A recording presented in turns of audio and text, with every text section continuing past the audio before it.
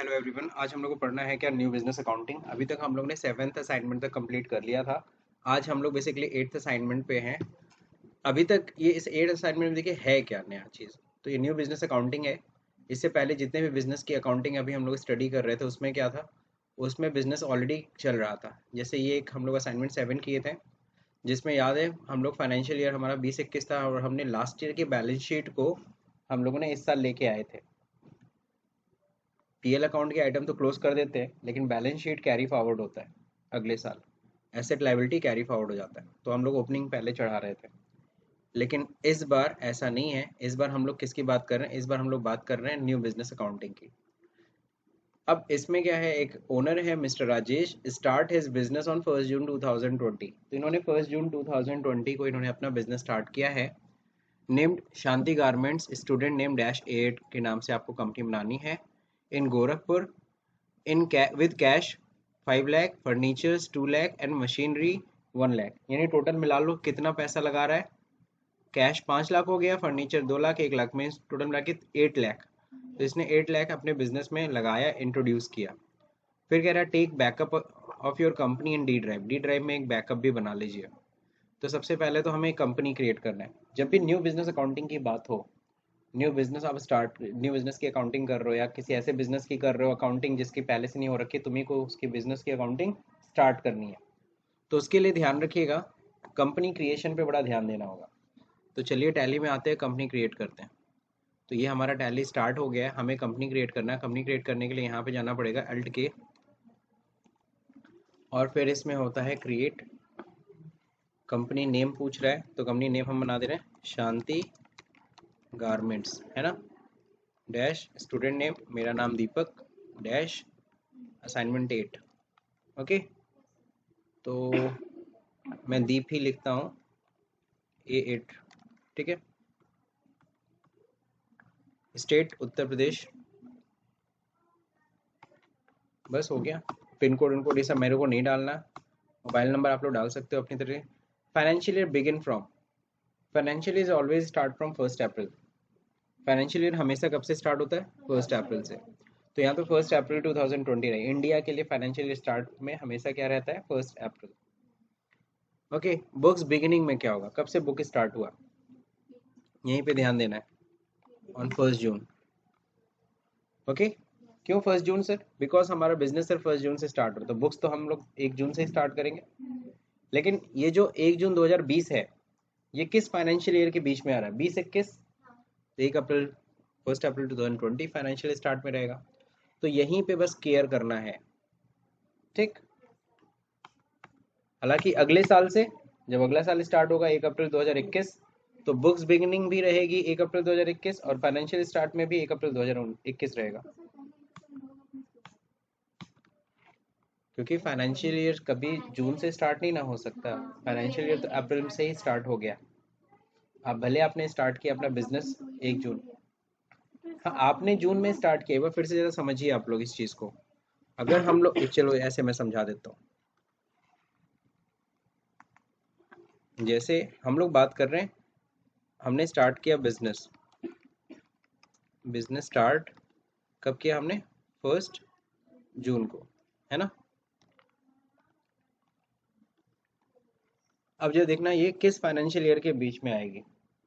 ये साल हमने भले स्टार्ट किया इतना, लेकिन ख़त्म कब होगी? 31 मार्च 2001, हाँ 21 में ख़त्म हो जाएगी, सही है। तो एक चीज़ बताओ, ये जो है ना पीरियड, ये किस फाइनेंशियल ईयर के बीच में आया? इसको हम लोग कहते हैं शॉर्ट में 2020-21 के बीच में आया। तो ये 2020-21 स्टार्ट कब से होता है? 1 अप्रैल 2020 से स्टार्ट होगा टू 31 मार्च 2021। अब समझ में आया? तो ये फाइनेंशियल ईयर है पूरा। हमारा बिजनेस हालांकि कब से स्टार्ट हुआ है? जून से स्टार्ट हुआ है। तो फाइनेंशियल ईयर स्टार्ट तो हमेशा रहेगा क्या? 1 अप्रैल ही। मैंने बोल दिया हमेशा रहता है 1 अप्रैल ही। अब बिजनेस स्टार्ट आपने कब से किया? बुक्स बिगिन कब से होगी? 1 जून से। Is that clear? इस चीज़ का ध्यान रखिए। सो वापस आते टॉपिक पे। तो ये हमने बना लिया, बाकी हमें कुछ चेंजेस नहीं करना है। Ctrl+A शॉर्टकट होता है एक्सेप्ट करने का। फाइनली ये पूरा डॉक्यूमेंट एक्सेप्ट, कंपनी आपकी क्रिएटेड। Company created successfully. बाकी मैं हमेशा बोलता हूँ कि यहाँ पे जीएसटी हाँ नो कर देना अभी, क्योंकि अभी हमें जीएसटी नहीं समझना, अभी हम नॉर्मल फीचर्स पढ़ रहे हैं टैली के। तो ये कंप्लीट हो गई। तो यहाँ देखो 2 कंपनी खोल रखी है, पवन और शांति गारमेंट्स। हम क्या करते हैं ना, ये कंपनी हम पवन को क्लोज कर देते हैं। शर्ट कंपनी का शॉर्टकट क्या होता है सबको पता है, कंट्रोल F3। तो पवन कंपनी को शट कर देते हैं, क्लोज। अब एक ही कंपनी खुली हुई है। अब हमें ट्रांजैक्शन पास करना है, तो ट्रांजैक्शन करना है। तो ट्रांजैक्शन क्या है सर, ये 3 चीज़ें आ रही है बिजनेस में। तो रिसिप्ट की एंट्री होगी। तो रिसिप्ट की एंट्री किधर करनी है सर, वाउचर्स के अंदर सीधे पहुंच जाइए आप। अब यहाँ पे देखिए बिजनेस में कैश मशीन सब आ रही है, तो रिसिप्ट में होगा F6 शॉर्टकट की होता है।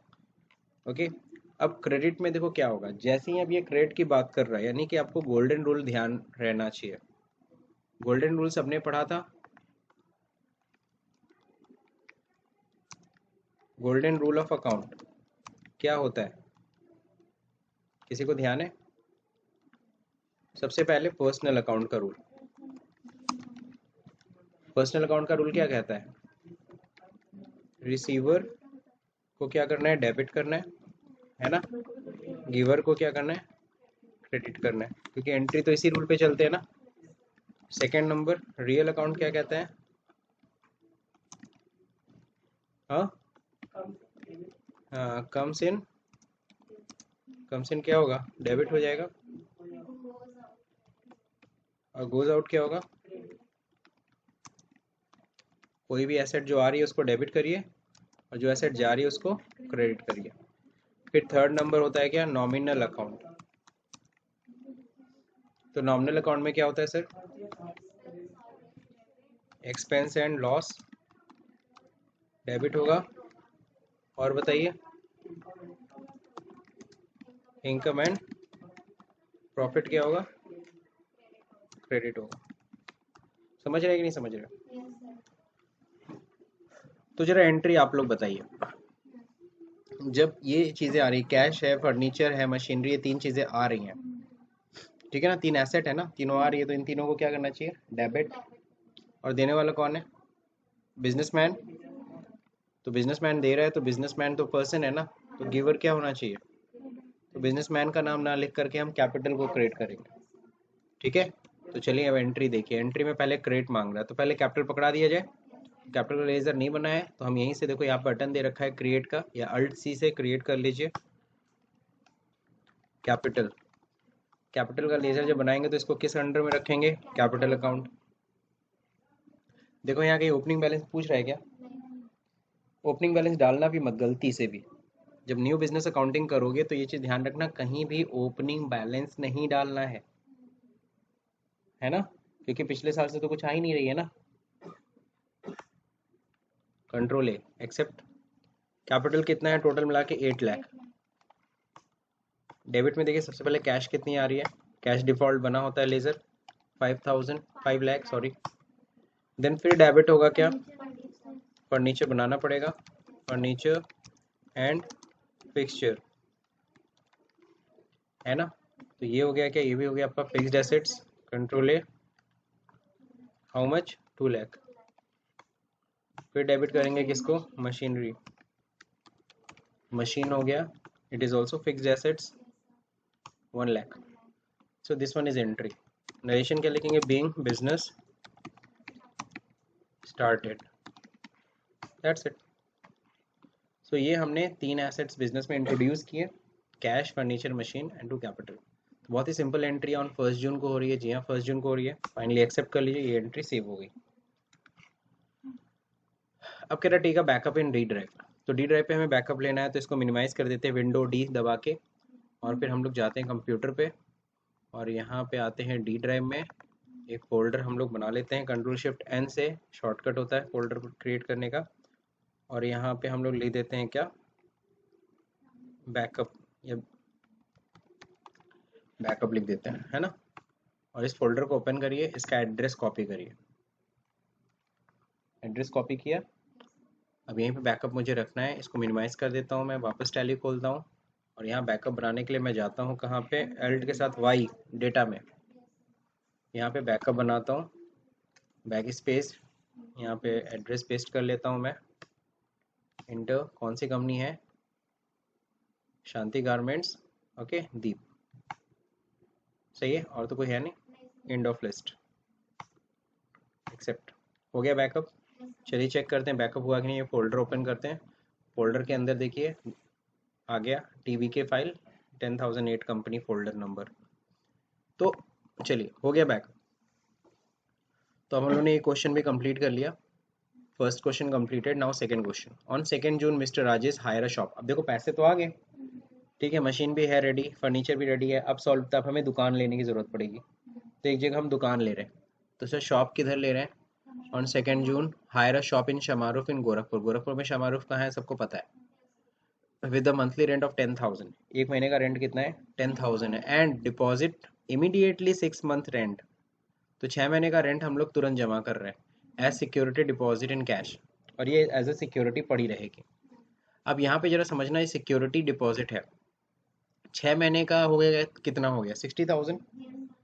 अब जो सिक्योरिटी होती है, अब आपको ये भी समझना होगा यहाँ पे कि सिक्योरिटी दो तरह की होती है, एक होता है रिफंडेबल, एक होता है नॉन रिफंडेबल। चलिए सबसे पहले रिफंडेबल समझते हैं। रिफंडेबल में क्या होता है, मकान मालिक कहता है कि जब भी आपको मकान खाली करना होगा आप खाली करिएगा, ये जो सिक्योरिटी का पैसा है आपको हम वापस कर देंगे 60,000 रुपये, कहीं कोई दिक्कत। दूसरा होता है नॉन रिफंडेबल।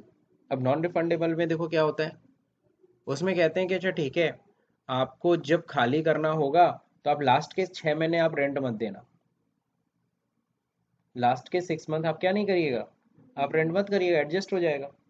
तो ये नॉन रिफंडेबल हुआ। दोनों ही केसेस में सिक्योरिटी तो है, सिक्योरिटी ही है, और सिक्योरिटी अगर हमने दे रखा है किसी के पास तो वो मेरी ही एसेट है। वो किसकी एसेट है, वो मेरी एसेट है, क्योंकि आप कल को उसे हमें क्या करने वाले हो, वापस करने वाले हो, या तो कैश दे दोगे या तो रेंट में एडजस्ट करवा दोगे, घूम फिर के। तो सिक्योरिटी डिपॉजिट ध्यान रहे एसेट है, और कैश क्या हो रहा है हमारे पास से जा रहा है। चलिए तो एंट्री बताओ किस में होना चाहिए, पेमेंट में, जी हाँ पेमेंट में, F5 पेमेंट, F2 डेट सही करो 2 जून। अब डेबिट में जा देखिए क्या होना चाहिए, यहाँ पे होना चाहिए रेंट, सिक्योरिटी डिपॉजिट सॉरी, तो LC करके लेजर बनाइए, सिक्योरिटी डिपॉजिट।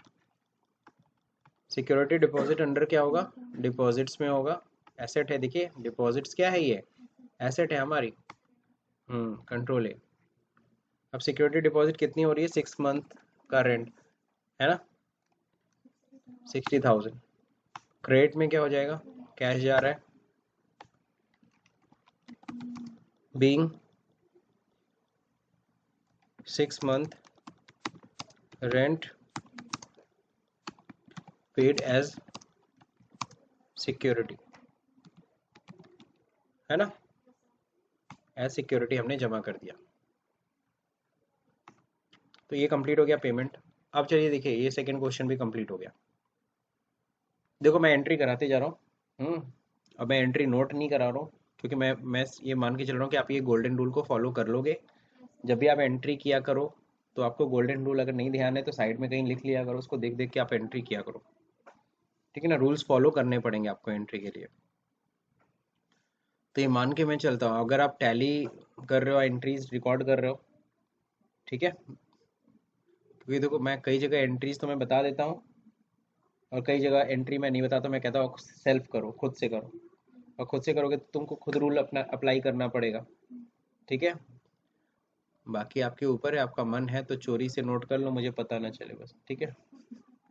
आगे देखिए 2 जून 2019, अब ये 19 कहाँ से आ गया, हम लोग 2020 में काम कर रहे हैं ना, ये सब 20 होना चाहिए, सॉरी ये सब जगह 20 ही होना चाहिए, तो मैं 20 कर देता हूँ, ज़्यादा टाइम नहीं लगेगा। हर जगह आपको क्या करना है 20, सॉरी आप लोगों में भी डेट शायद गलत होगा, तो आप लोग रेक्टिफाई कर लीजिएगा। मतलब सारे ट्रांजेक्शन हमको किस डेट में करने हैं, 20 में।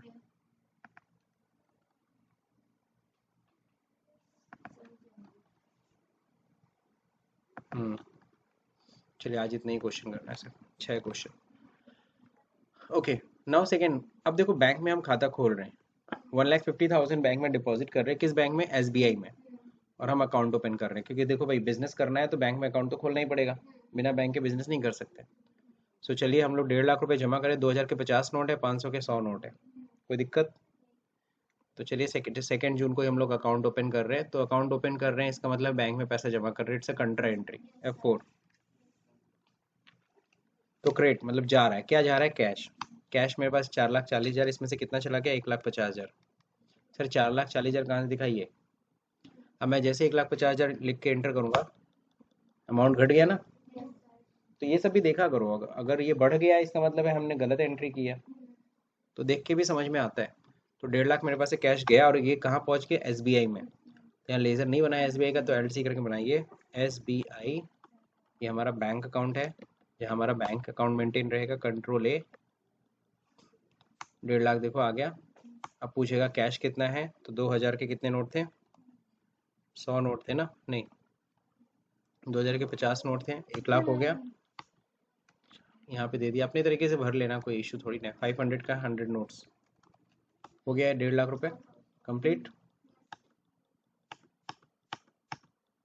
ये एंट्री होगी, क्या लिखेंगे? Being open a bank account, समझ गए? Being open a bank account या being cash deposited into bank, जो भी आपकी इच्छा है। तो ये हो गया हम लोग की एंट्री, थर्ड एंट्री। अब हम लोग फोर्थ एंट्री की तरफ बढ़ेंगे। अब यहाँ पे हम लोग परचेज वाउचर पहली बार स्टार्ट करेंगे। परचेज वाउचर में एंट्री कैसे की जाती है? ऑन 1 जुलाई 2020 को purchase goods from Mohanty textiles Delhi, ये दिल्ली के हैं, इनसे हम लोग गुड्स खरीद रहे हैं ऑन क्रेडिट ऑफ 30 डेज, 30 दिन की उधारी पे सामान खरीद रहे हैं, with the bill number this one, है ना, stored at Bakhshipur godown. Bakhshipur godown में हम सारा सामान हम रखेंगे, हमारा एक गोडाउन भी है बख्शीपुर में। बाकी क्या क्या खरीद रहे हैं, ये सारे हमारे स्टॉक है। देखो भाई, हमने दुकान ले ही लिया है, खाता भी खोल लिया, अब दुकान क्या खाली रहेगा? स्टॉक भरेंगे ना। तो ये स्टॉक हम खरीद रहे हैं, गुड्स खरीद रहे हैं। शर्ट खरीद रहे हैं, गारमेंट्स का बिजनेस है हम लोग का ना, गारमेंट्स, शांति गारमेंट्स नाम ही था। ट्राउजर्स है, टाई है, जैकेट्स है। और खरीदते समय हमें भाड़ा भी देना पड़ा, कितना? 20,000। तो चलिए, इसके लिए हम लोग को करना क्या होगा? पहली चीज़ तो, सबसे पहला काम, आप जब ये परचेज वाउचर करेंगे, सबसे पहला काम तो हमें गोडाउन बना लेना है। तो गोडाउन हम जाते हैं, बनाते हैं। गोडाउन बनाने के लिए क्रिएट होता है, मास्टर्स में क्रिएट में जाइए, यहीं पे देखिए नीचे होता है गोडाउन। कभी कभी गोडाउन की जगह लोकेशन लिखा होता है। अब कई लोग सोचेंगे कि सर गोडाउन की जगह लोकेशन आता है, लोकेशन और गोडाउन में क्या फ़र्क है? बेसिकली हमारी जनरल सेटिंग में अगर इंटरनेशनल सेलेक्टेड है, क्या है? इंटरनेशनल सेलेक्टेड है, तो वहाँ लोकेशन आता है, इंटरनेशनल लोकेशन लोग बोलते हैं। और अगर वहाँ सार्क कंट्री है, तो सार्क कंट्री में 10:45, सार्क कंट्री में, कल का ही कह रहा था, शार्क कंट्री में की बात करेगा। शार्क कंट्री समझते हैं? शार्क वो मछली वाली बात नहीं कर रहा हूँ। शार्क कंट्री है जिसमें देश हैं कई सारे, उसमें इंडिया भी शामिल है। तो अगर हम शार्क कंट्रीज पकड़ाएंगे तो वहाँ पे क्या होता है? गोडाउन शब्द आता है। तो ये फ़र्क है, वो कैसे चेंज करते हैं हम लोग फर्दर पढ़ेंगे, आज पहले इस पे कॉन्सेंट्रेट करते हैं। तो गोडाउन, क्रिएट न्यू। तो यहाँ पे हम लोग क्या बनाना है? बख्शीपुर। एड्रेस डालना चाहते हैं तो आप डाल सकते हैं, near Islamia inter college. Okay. Hmm, हाँ बना सकते हो, कोई इशू नहीं है। लेकिन नहीं, गोडाउन में दिक्कत आएगी, वहाँ नहीं बना सकते, वो पूछेगा ही नहीं गोडाउन। परचेज में सीधे आप एंट्री करते हो ना, गोडाउन पूछता ही नहीं है। पहले पिछले, हाँ, ERP 9 में क्या था, हम लोग गोडाउन इनेबल कर देते थे तो आने लगता था, यहाँ कहीं इनेबल होता ही नहीं है। हाँ, इसलिए बना लीजिए आप पहले गोडाउन। तो गोडाउन तो हमने सर बना लिया, और बताइए सर। और देखिए, आपको एक कैरेज भी बनाना है। तो कैरेज का तो खैर आगे देखेंगे, वहीं अल्ट सी कर लेंगे। फिलहाल हम लोग अब सीधे गोडाउन बनाने के बाद सीधे परचेज की एंट्री में पहुंच जाते हैं, वाउचर्स में जाते हैं। वाउचर्स में देखो, यहाँ परचेज का शॉर्टकट की क्या है? F9। F9 में जाते हैं। अब F9 कर रहे हैं, सबसे पहले देखो डेट क्या है। तो 1 जुलाई को हमें ट्रांजेक्शन करना है, तो F2 से डेट चेंज होती है, F2 1 जुलाई। सप्लाई इनवाइस नंबर मांग रहा है, यानी बिल नंबर। उनसे खरीदारी की हो तो बिल दिए होंगे, बिल का नंबर क्या है? ये है बिल का नंबर। यहाँ से, हाँ, कॉपी पेस्ट मैंने कर लिया, मैं तो कर लिया, आप कहाँ से करोगे? अब देखिए डेट, अगेन डेट सर आ रहा है। सर एक चीज़ बताइए, यहाँ डेट तो अभी दिए हैं, यहाँ पे फिर से डेट क्यों आ रहा है? परचेज में सिर्फ दिखेगा, सेल में नहीं दिखता। परचेज में 2 डेट दिखता है, सर ऐसा क्यों, जरा समझिएगा। ये डेट किस चीज़ की होती है, F2 से ये डेट चेंज होता है, F2, this one is F2 for date. ये वो डेट है जिस डेट में हम एंट्री कर रहे हैं, और ये वो डेट है जो बिल के ऊपर डेट लिखा है। तो बिल का डेट और एंट्री का डेट डिफरेंट हो सकता है, कैसे, जरा समझिए। मैंने 1 जनवरी को मैंने ऑर्डर किया, है ना, मैंने 1 जनवरी को ऑर्डर किया मेरे लिए लैपटॉप, है ना, अमेजन कंपनी से ऑर्डर किया, अमेजन से तो निकल गया वहां से 1 ही तारीख को। तो 1 तारीख को जब वहां अमेजन से निकला होगा तो बिलिंग तो 1 तारीख को हो गई होगी, बिलिंग तो 1 तारीख को हो गई ना। और लेकिन मेरे को मिला आज, आज कौन सी तारीख है, 7 तारीख। तो आज मेरे को मिला है तो मैं एंट्री किस डेट में चढ़ाऊंगा, 7 तारीख को। लेकिन बिल का डेट क्या है, 1 जनवरी। अब बात समझ में आया। यहाँ बिल के ऊपर जो एंट्री डेट होती है दोनों सेम हो सकती है, दोनों क्या हो सकती है, सेम हो सकती है, या फिर ये बिफोर भी हो सकता है। बिल का डेट बिफोर एंट्री की डेट्स के बिफोर हो सकता है। बात समझ में आया कि नहीं आया। Now party name, party account name जरा समझिए। तो पार्टी का नाम क्या है, किस पार्टी से, मोहंती टेक्सटाइल। तो हम लोग मोहंती टेक्सटाइल से खरीद रहे हैं, जहाँ जो कि कहाँ का है, दिल्ली का है। मोहंती टेक्सटाइल ये हमारे क्या हो गए, सन्ड्री क्रेडिटर, लेनदार। और हाँ, बिल बाय बिल यस रहेगा। अब यहाँ पे भी एक चीज का पॉइंट का ध्यान रखिए। अब धीरे धीरे देखो मैं आपको पॉइंट्स बता रहा हूँ जो आपको ध्यान देना है, कि बिल बाय बिल को यस रखना है हमेशा। किस केस में, सिर्फ और सिर्फ पार्टी के लेजर में। जब भी हम पार्टी का लेजर बनाएंगे, पार्टी मतलब क्या, डेटर या क्रेडिटर, और कहीं बिल बाय बिल यस करने की जरूरत नहीं है। सिर्फ और सिर्फ जब डेटर क्रेडिटर बनाओगे तभी बिल बाय बिल यस रहेगा। अब सो लगता है डिफॉल्ट क्रेडिट पीरियड, हम चाहे तो ये 30 डेज डाल सकते हैं, लेकिन डिफॉल्ट मतलब हमेशा 30 दिन की उधारी देते हैं, ये कोई जरूरी नहीं है। अगर हम कभी थोड़ा सामान खरीदते हैं तो कहते जल्दी पैसा दे दो, तो इसलिए ये डिफॉल्ट में अगर सेट कर लेंगे ना तो हमेशा, यानी कि इस पार्टी से हमेशा मैं 30 दिन की उधारी पे सामान खरीदता हूँ, जो कि हमेशा नहीं होता होगा। उसका मूड है, आज मूड अच्छा है तो 30 दिन की उधारी दे दिया, कल को मूड खराब होगा, कह नहीं नहीं नहीं पैसा 10 दिन के अंदर दे दो, तो क्या करेंगे। तो डिफॉल्ट पे नहीं सेट करना। सर ये कहाँ का है, उत्तर प्रदेश का, नहीं नहीं नहीं सर, दिल्ली का है, दिल्ली इसका सेट कर देते हैं। बाकी एड्रेस होता है ये सब भरना पड़ता है, रियल में जब हम लोग कहीं काम करते हैं तो भरना पड़ेगा, लेकिन यहाँ तो फिलहाल ऐसे ही करके आगे बढ़ जाते हैं। एक्सेप्ट, बन गया मोहंती टेक्सटाइल। अब यहाँ पे ये सब सर क्या पूछ रहा है, रिसिप्ट डिटेल, ये सब अभी मत ध्यान दो, इग्नोर करो, मैं धीरे धीरे ये सब चीज़ों को आगे बढ़ाऊंगा। ये बताइए सर, पार्टी डिटेल मांग रहा है, Mohanty textile, mailing name Mohanty textile, address Delhi, purchase का लेजर मांग रहा है, परचेज का लेजर बनाना पड़ेगा।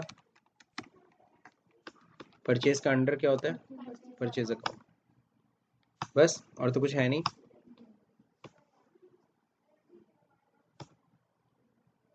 अब सर नीचे क्या मांग रहा है, स्टॉक आइटम। अब आइटम बनाने पड़ेंगे सर। सबसे पहला क्या आइटम है, शर्ट। सबसे पहली चीज़ तो हम लोग शर्ट खरीद रहे हैं, तो अल्ट सी करके शर्ट बनाओ। कैसे मैंने बनाया, ये अल्ट सी से क्रिएट करिए, शर्ट बनाइए। हाँ हो जाएगा, तो हर जगह हो जाएगा। नहीं होता, वो तुम चेक करना एक बार जरूर। मैं चेक कर चुका, इसलिए मैं दोबारा यहाँ पे नहीं, सामने वीडियो में मैं नहीं प्रैक्टिस करा रहा हूँ, ठीक है, टाइम वेस्ट होता है इसीलिए। अंडर क्या होगा, गारमेंट्स, क्यों गारमेंट है ना, तो अल्ट सी करके अंडर क्या कर देते हैं, किस ग्रुप का है, गारमेंट्स, है ना। ओके, कैटेगरी में नहीं डिफाइन करना, यूनिट्स में क्या है, पीसेज है ना, PIECS। 10 आधा शर्ट तो बेचेंगे नहीं, तो इसलिए डेसिमल पोर्शन नहीं यूज करना, एक्सेप्ट। अब अल्टरनेट यूनिट क्या होता है, मैं समझा दे रहा हूँ अल्टरनेट यूनिट क्या होता है, बाकी प्रैक्टिकल बाद में करेंगे। यूनिट होता है पीसेस। अल्टरनेट यूनिट कब होता है, जब हम लोग एक ही आइटम के लिए 2 यूनिट यूज करना चाहते हैं, तो हम लोग क्या करते हैं, हम लोग अल्टरनेट यूनिट में भी यूनिट डालते हैं। जैसे एग्जाम्पल, अब मान लो मेरी राशन की दुकान है, मैं टॉफी का डब्बा खरीदता हूँ, है ना, लेकिन बेचता हूँ कैसे, पीसेस में। तो खरीदूंगा बॉक्स, बेचूंगा पीसेस। चॉकलेट का भी बॉक्स खरीदूंगा, बेचूंगा पीसेस में। तो मेरे को 2 यूनिट चाहिए, बॉक्सेस भी और पीसेस भी। मान लो मेरा शूटिंग शर्टिंग का बिजनेस है, तो मैं खरीदता हूँ थान, थान में कपड़ा खरीदता हूँ और बेचता कैसे हूँ, मीटर में। Is that clear. तो मुझे 2 यूनिट यूज करना होगा, थान और मीटर। उस केस में हम लोग अल्टरनेट यूनिट यूज करते हैं, ठीक है, फिलहाल अभी नहीं यूज करना, आगे हम लोग पढ़ेंगे। बाकी यहाँ सब कुछ नहीं करना है, सीधे एक्सेप्ट। तो ये आइटम बन गया शर्ट। अब बताओ गोडाउन, गोडाउन कौन सा है सर? ये मेन लोकेशन क्या है? ये डिफॉल्ट है, बाय डिफॉल्ट एक मेन लोकेशन बना होता है। खैर हम लोग बख्शीपुर पकड़ाएंगे। कितनी क्वांटिटी खरीद रहे हैं? 250 क्वांटिटी है, सॉरी 300 है, कोई नहीं 250, तो 75,000 के शर्ट हैं। आगे देखिए फिर ट्राउज़र खरीद रहे हैं। ट्राउज़र देखिए कितने के, अल्ट सी करके, ये भी गारमेंट से है, पीसेज ही है, सब कुछ सही है, कंट्रोल है। Godown Bakhshipur, quantity, rate 1 lakh का ये हो गया ट्राउज़र्स, अल्ट सी। अब जरा देखिए क्या है, टाई खरीद रहा है, किस में आएगा? गारमेंट्स में आएगा, ठीक है, पीसेज ही रहेगा, सही है, कंट्रोल है। क्या है? बख्शीपुर, रेट क्या है?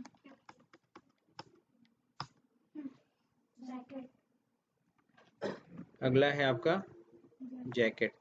तो जैकेट परचेज कर रहे हैं हम लोग, क्या है? Under garments, pieces, that's it, control है। किस गोडाउन में? बख्शीपुर गोडाउन, क्वांटिटी, रेट महंगा है, चलिए ठीक है, हो गया। तो 2,40,000 का परचेजिंग हो गई। लेकिन 2,40,000 में ध्यान रहे अभी इसमें भाड़ा भी जोड़ना है। अगर हम एक इंटर करते हैं, यानी हमें टोटल के नीचे आकर के ना ऐड करना है भाड़ा। अगर हम एक इंटर करेंगे तो वो फिर से आइटम में आ गए, आइटम नहीं, भाड़ा तो लेजर बनेगा ना, कैरेज का तो लेजर होना चाहिए। तो हम टोटल के एक और इंटर करेंगे तब नीचे आएंगे टोटल के। एक और इंटर किए तब देखो टोटल के नीचे आ गए ना। और अब देखो लेजर खुलेगा, स्पेस दबाता हूँ मैं, लिस्ट ऑफ लेजर्स। तो यहाँ पे हमें एक लेजर बनाना होगा, किस चीज़ का? कैरेज का। तो ये कैरेज इनवर्ड है कि आउटवर्ड है? इनवर्ड है ना, मैं बना दूँ, लिख दूँ, कोई दिक्कत नहीं ना। कैरेज इनवर्ड खरीदते समय जो खर्चा हुआ। अब यहाँ पे क्या है? परचेज अकाउंट, ठीक है, नहीं, ये हमारे लिए डायरेक्ट एक्सपेंस है। अब डायरेक्ट एक्सपेंस है तो ठीक है, डाल तो दिया। अब यहाँ पे मुझे पता ही एडिशनल कॉस्ट है, क्या है? खर्चा हमने तो 2,40,000 का है, 2,000 रुपये का और एडिशनल कॉस्ट उठ रहा है उसके ऊपर।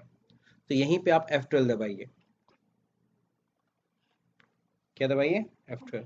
और यहाँ पे दोनों कन्फिग्रेशन यस कर लीजिएगा। और यहाँ देखिए कहीं होता है additional cost, select appropriate method to allocate additional cost, इसको क्या कर लीजिएगा? यस। लिखा भी है in invoice mode for purchase only, इसको यस कर लीजिएगा। मेरा ऑलरेडी यस है, आप लोग यस कर लीजिएगा। यहाँ पे थोड़ा ध्यान देना पड़ेगा आप लोग को। तो लेजर क्रिएशन में आपको इसको एक्टिव करना है F12 कन्फिग्रेशन में, बस कंट्रोल ए, एक्सेप्ट कर लीजिए। अब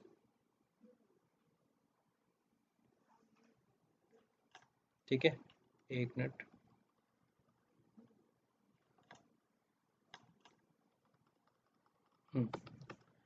अब जो देखिए यहाँ पे कैरेज इनवर्ट क्या है? 2,000 है। अब गलती से ये रेट के नीचे मत 2,000 लिख दीजिएगा। अगर मैंने रेट के नीचे 2,000 लिखा ना, 2,000 परसेंटेज ले, 2,40,000 का गुड्स है, 48 लाख कॉस्ट भाड़ा, नहीं ना, गलत है ना, ये हटाओ, ये गलत जगह हमने लिख दिया। यहाँ पे हमें 2,000 नोट करना है, दैट्स इट, हो गया। Inter new reference, Mohanty textile को पहला बिल हो रहा है ना, न्यू रेफरेंस होगा, नया बिल बन रहा है। अगेंस्ट एडवांस नहीं होगा, ऑन अकाउंट नहीं होगा, सीधे सीधा न्यू रेफरेंस। अब देखो टैली खुद से न्यू रेफरेंस सेलेक्ट किया हुआ है, टैली तो होशियार है ही। बिल नंबर आ गया। अब क्रेडिट डेज बताओ कितना दिन उधारी है? 30 डेज की उधारी पे परचेजिंग हो रही है। यानी 1 जुलाई को हम परचेज कर रहे हैं, 31 जुलाई तक हमें इसका पेमेंट कर देना है पार्टी को। नरेशन क्या लिखेंगे? Being goods purchase, that's it, हो गया 1 जुलाई की एंट्री। मज़ा आया? चलिए, तो इस मज़े को और बढ़ाते हैं और हम लोग यहाँ पर दूसरा परचेज की एंट्री करते हैं।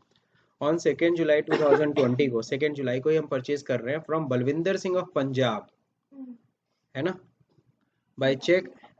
हाँ, एसबीआई से तुरंत पैसा उसे काट के दे रहे हैं। एसबीआई का चेक काटा, तुरंत पेमेंट कर दिया। अच्छा ठीक है, मैंने पंजाब कर दिया, बलविंदर सिंह था ना, नाम अच्छा था, पंजाब कर दिया। With the bill number, bill जो भी है, स्टोर्ड एट बख्शीपुर गोडाउन, है ना, इनसे गुड्स खरीद के हमने वहीं बख्शीपुर गोडाउन में स्टोर किया, ये सब खरीदा है, gent suit, cufflink, T shirt and carriage. ठीक है, चलिए बलविंदर सिंह से खरीदारी करते हैं और इसके लिए अगेन परचेज में होंगे। F2 करके डेट चेंज कर लेते हैं हम लोग, डेट है 2 जुलाई ना। अब बिल नंबर मैं यहाँ से कॉपी कर लेता हूँ, डेट वही है, पार्टी नेम बलविंदर सिंह होगा नहीं, हमने कैश परचेज किया है, तुरंत पेमेंट कर दिया है, तो काहे को बलविंदर सिंह का नाम लिखें। जब नगद ट्रांजैक्शन होता है तो हमें पार्टी से कोई लेना देना नहीं है, तो यहाँ पे सीधे हम बैंक का, क्योंकि बैंक से खरीदारी कर रहे हैं ना, तो यहाँ पे बैंक लगा लेंगे, SBI। अब यहाँ पे मत लिखिएगा, लेकिन जब यहाँ पे पार्टी डिटेल मांगेगा तो पार्टी डिटेल में लिख दीजिएगा बलविंदर सिंह, बलविंदर का लेजर नहीं बनेगा, बस यहाँ देखिए नाम मैं ऐसे मेंशन कर दे रहा हूँ, बलविंदर सिंह से मैंने परचेजिंग किया। न्यू पार्टी, जी हाँ न्यू पार्टी, कहाँ का है, पंजाब का है, आप लोग कलकत्ता का बना लीजिएगा। परचेज लेजर बाय डिफॉल्ट है। आइटम क्या क्या खरीदारी कर रहे हैं, ये सब तो नहीं है, कुछ नए आइटम्स आ रहे हैं, जेंट्स सूट भी खरीद रहे हैं भाई, ठंडी का मौसम है ना, बिकेगा। अल्ट सी अंडर, सही है, कंट्रोल है, कितने पीस खरीद रहे हैं, 20 पीस, रेट हाँ हो गया। अगला बताइए क्या है, कफलिंग है, ठीक है, अल्ट सी, कफलिंग को हम लोग एसेसरीज बना देता हूँ मैं,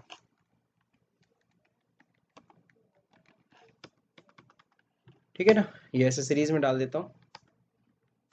कफलिंग समझते हैं ना क्या होता है, शर्ट की कफलिंग नहीं होती, यहाँ बटन लगा होता है, बटन की जगह एक आता है स्टील का, ऐसे लगा दो फंसा दो, है ना, वो कफलिंग उसको बोलते हैं। बख्शीपुर कितनी पीस है, रेट क्या है, बटन कितने का आता है, 1 रुपए का भी नहीं आता होगा, 1 रुपया 50 पैसे का, और यहाँ कफलिंग कितने का आ रहा है, 1.5। चलिए आगे बढ़ते हैं, अब टी शर्ट खरीदते हैं, टी शर्ट अल्ट सी,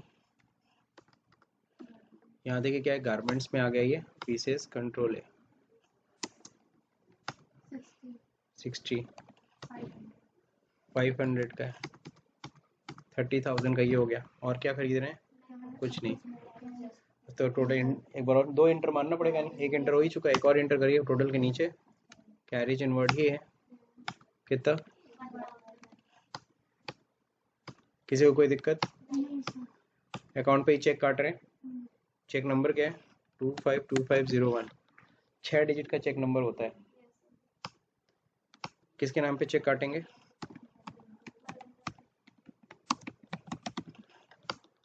हो गया।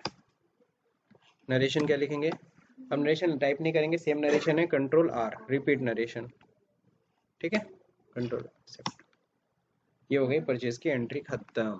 अब सवाल उठता और क्या करना है, सर देखिए मैंने बिजनेस में इतना पैसा लगाया, मैंने फिर दुकान लिया, मैंने बैंक में अकाउंट खोला, मैंने काफ़ी गुड्स खरीदा, अभी सब गुड्स खरीद के मैंने अपना दुकान भर लिया, अब भरने के बाद दुकान सीधे स्टार्ट नहीं करना है सर, सबसे पहले तो हमें इनॉग्रेशन कराना है, क्या कराना है, उद्घाटन किया जाए भाई, ये भी एक ट्रिक होता है, इसके जरिए हम लोग क्या करेंगे, बहुत से लोग को इनवाइट करेंगे, लोग समझ जाएंगे हाँ मेरा दुकान खुल गया है, तो वो आगे जाके हमसे खरीदारी करेंगे, नहीं समझे, तो चलिए इनॉग्रेशन करते हैं।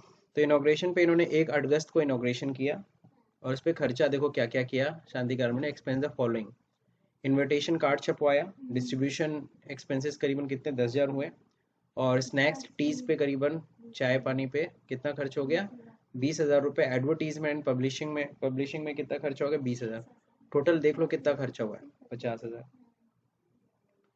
50,000 रुपये हमने खर्च कर दिए इनॉग्रेशन पे। अब एक चीज बताओ, ये जो इनॉग्रेशन हम कर रहे हैं, इस इनॉग्रेशन का फायदा, उद्घाटन जो हम करा रहे हैं इतना, तो इसका फायदा हमें कब तक मिलेगा, कई सालों तक मिलेगा, है ना। तो आपने अकाउंटिंग में एक कंसेप्ट पढ़ा था, मैचिंग कंसेप्ट, कि जिस साल खर्चा होता है उसी साल दिखाओ, है ना। तो ये खर्चा तो कई सालों का है, तो क्या इसी साल सारा खर्चा दिखा दें? अगर हम पूरे 50,000 रुपये इसी साल खर्चा दिखा देंगे तो हमारी प्रॉफिट इस साल की काफ़ी कम हो जाएगी। तो मैचिंग कंसेप्ट ये कहता है कि जितने साल में खर्चा उसी जितने साल में फ़ायदा मिलेगा उतने साल में दिखाओ। तो हम कहते हैं सर कई साल में हमें इसका फ़ायदा मिलेगा। सर कई साल का मतलब क्या? तो अकाउंटिंग स्टैंडर्ड यानी अकाउंटिंग का लॉ कहता है कि इस तरह के खर्चों को एटलीस्ट 5 साल तक आपको डिस्ट्रीब्यूट करना होगा। कितने साल में दिखाना होगा? 5 ईयर। बगल में मैंने लिख भी दिया, हिंट भी कर दिया, inauguration expenses are written off in 5 year. तो 50,000 को अगर 5 से डिवाइड करोगे तो इस साल खर्चा में कितना दिखाना है? सिर्फ 10,000। बाकी 40,000 आगे के 4 सालों में। ठीक, तो ये करना होगा। तो इसकी एंट्री ऐसे समझ लो, इसको दो तरीके से कर सकते हैं। एक सिंगल एंट्री में बता दे रहा हूँ। सिंगल एंट्री अगर डालना चाहते हो तो ऐसे डाल सकते हो। आप सीधे पेमेंट में जाइए और सीधे चढ़ाइए क्या, आप एक बनाएंगे इनॉग्रेशन एक्सपेंस, ठीक है ना, अकाउंट डेबिट। पता है कितने से? इनॉग्रेशन में कितना दिखाओगे, खर्चे में कितना दिखाओगे? 10,000 रुपये। कितना दिखाएंगे? 10,000 ही दिखाएंगे। ये इनॉग्रेशन का अंडर क्या होगा? Indirect expense. छोड़ो मैं ये नहीं लिख रहा हूँ, कि लिख दूँ? इनडायरेक्ट एक्सपेंस हुआ इसका अंडर, खर्चा है। फिर एक बनाओगे डेफर्ड, डेफर्ड इनॉग्रेशन एक्सपेंस भी बनाओगे, ठीक है। ये कितना दिखाओगे? 40,000। सर इनॉग्रेशन क्या है? ये डिफर्ड वाला, इसको डालना मिसलेनियस एक्सपेंस, ब्रैकेट में एसेट्स होता है। क्यों, याद आया कि नहीं याद आया? तो इसको डेफर्ड में डाल देना, डेफर्ड वाले आपको पता है। तो इसको एसेट की तरह ट्रीट करना, क्योंकि इसको अगले साल ले जाओगे 40,000 को, फिर अगले साल खर्चे में दिखाओगे। अब चलिए फिर क्या होगा? टू, टू क्या होगा सर? कैश। कैश मेरे पास एक कैश जा रहा है ना, कुछ नहीं दिया तो कैश ही मानेंगे। कितना गया कैश? 50,000 तो चला ही गया। कहीं कोई दिक्कत? तो ये सिंगल एंट्री से आप दिखा सकते हो इस साल, कहीं कोई दिक्कत? और एंट्री किस में होगी? F5 पेमेंट में कर देना, पैसा जा रहा है ना, कैश जा रहा है। ये तो सिंगल एंट्री मैंने समझाया, सिंगल एंट्री भी कर सकते हो इस तरह से। कितने लोगों को समझ में आ गया? आ गया तो बहुत ब्रिलियंट हो तुम लोग, शाबाश। लेकिन सवाल उठता है, इसको एक और तरीके से कर सकते हैं। मैं दूसरा तरीका आपको समझाता हूँ। हाँ, आप वहाँ पे डबल एंट्री करना पड़ेगा, तो मैं डबल एंट्री के थ्रू बताता हूँ। तुम दो एंट्री करना, और ये शायद कंफर्टेबल भी है आपके लिए। आप क्या बनाइएगा? आप सीधे डेबिट करिए क्या, जब खर्चा कर रहे हैं पूरा डेफर्ट में चढ़ा दीजिए। कितना? पूरे के पूरे 50,000, ठीक है। और पूरा का पूरा पैसा कैसे गया? कैश गया। समझ रहे हैं? पूरा का पूरा कैसे गया पैसा? पूरा का पूरा पैसा गया कैश में, ठीक। 50,000 गया, कहीं कोई दिक्कत? पूरा डेफर्ट में चढ़ा दिया और पूरा पैसा 50,000 गया। अब आपको पता है, लेकिन ये 50,000 खर्चे को हमें कितने सालों में राइट ऑफ करना है? 5 सालों में। इस साल कितना राइट ऑफ करना है? 1/5। हर साल 1/5 ही करना है। 1/5 मतलब 10,000 रुपये राइट ऑफ करना है। तो राइट ऑफ कैसे करेंगे? तो अब हम एक एंट्री करेंगे, अब डालेंगे क्या? Inauguration expense account debit. कितने से? 10,000। इस साल खर्चे में 10,000 दिखाना है। और टू क्या करेंगे? बोलो, फिर से कैश जाएगा? नहीं, इस इनॉग्रेशन एक्सपेंस को हम क्रेडिट कर देंगे। समझ गए? तो इनॉग्रेशन जो यहाँ डेबिट हुआ है 50,000 से, ये क्रेडिट हो जाएगा कितने से? 10,000 से। अब कितना रह गया वहाँ? 40,000 रुपये। सॉरी, यहाँ तो 10,000 से एंट्री करेंगे, बैलेंस में कितना रह जाएगा? 40,000। ये दो एंट्री है। अच्छा, अब ये बताओ कि ये पहली एंट्री होगी किस में? 50,000 वाली F5 में होगी, और ये वाली एंट्री किस में होगी? बिल्कुल सही, F7 जर्नल में एंट्री होगी। अब अगले साल क्या करना है? अगले साल यही एंट्री फिर करनी है 10,000 वाली, यानी ये वाली एंट्री कितने साल पड़ेगी? 5 साल पड़ेगी। सही है कि नहीं सही है? तो ये ज़्यादा सही है। सिंगल एंट्री मैंने कर तो दिया, समझा तो दिया, लेकिन मेरे को कंफर्टेबल ये लग रहा है कि आप इसको समझो तो ज़्यादा बेहतर है, क्योंकि इसमें ये एंट्री पता चल जा रही है कि अगले साल फिर यही वाली एंट्री करनी है 10,000 की, फिर अगले साल 10,000 की, फिर अगले साल 10,000 की, फिर अगले साल 10,000, फाइनली वो राइट ऑफ होकर नील हो जाएगा। ठीक, चलिए तो हम लोग यही ड्यूल एंट्री करने वाले हैं। तो एंट्री सबसे पहले F5 में करनी है। मुझे पता है थोड़ा बोरिंग हो रहा है, लेकिन जल्दी इसको ख़त्म करना है ना, 6 को। डेफर्ड इनॉग्रेशन एक्सपेंस, चलिए डेट क्या था ट्रांजैक्शन का, 1/8, 1 अगस्त। डेफर्ड का लेजर बनाना पड़ेगा, डेफर्ड इनॉग्रेशन एक्सपेंस, ये हमारे लिए क्या है, इनडायरेक्ट एक्सपेंस, अरे सॉरी मिसलेनियस है, एसेट में डालना है। ठीक है, कितना अमाउंट से, पूरे 50,000। क्रेडिट में हमारे पास से क्या है, क्या cash, being inauguration expense paid, सही है। अब इसी रेट में अब हम लोग को जाना होगा F7 में। देखो जैसे हमने दिखाया ना, पूरा 50,000 रुपये दिख गया। अगर आप जाके PL चेक करोगे तो PL में कहीं इनॉग्रेशन एक्सपेंस आया क्या, नहीं, लेकिन बैलेंस शीट में आ गया होगा। एसेट साइड में देखो, डिफर्ड इनॉग्रेशन में पूरे 50,000, जबकि यहाँ सिर्फ 40,000 दिखना चाहिए, और 10,000 रुपये कहाँ आना चाहिए, ये PL में आ जाना चाहिए, खर्चे में। तो इसके लिए क्या करेंगे हम लोग, F7, यहाँ एक लेज़र बनाएंगे, क्या, इनॉग्रेशन एक्सपेंस, ये हमारे लिए इनडायरेक्ट एक्सपेंस हुआ, खर्चे में दिखाएंगे कितना, कितना दिखाएंगे, और डेफर्ड को राइट ऑफ कर देंगे। अब देखो डेफर्ड को राइट ऑफ कर दिए मैंने 10,000 से, अब कितना रह गया, 40,000, बीइंग 1/5, है ना, इनॉग्रेशन एक्सपेंस